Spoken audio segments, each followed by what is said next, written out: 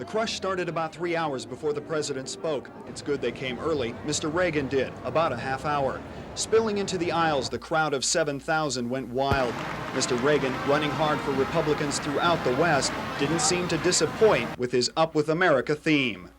On November 2nd, the people of Nevada, just like honest, hard-working people in the rest of the country, are going to give a message to the quitters and the Washington gloom and doomers. And that message is going to be, stay the course. He hit hard later in the speech and capitalized on the sign-waving crowd. Let me ask you, does anyone here really want to go back to the double-digit inflation of 2 years ago? Does anyone want to go back to the 21.5% interest rate of 2 years ago? And does anyone want to go back to the runaway government taxing, spending, and borrowing that brought our country to the brink of disaster?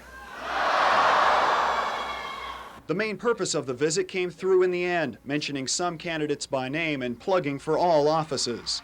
We're headed in the right direction, but we've got to make sure that we're not derailed before we reach our destination.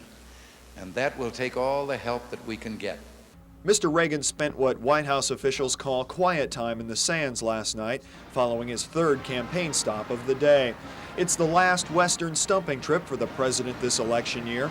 But don't worry, President Ford will visit Monday for Governor List. Brian Wood, News Center 8.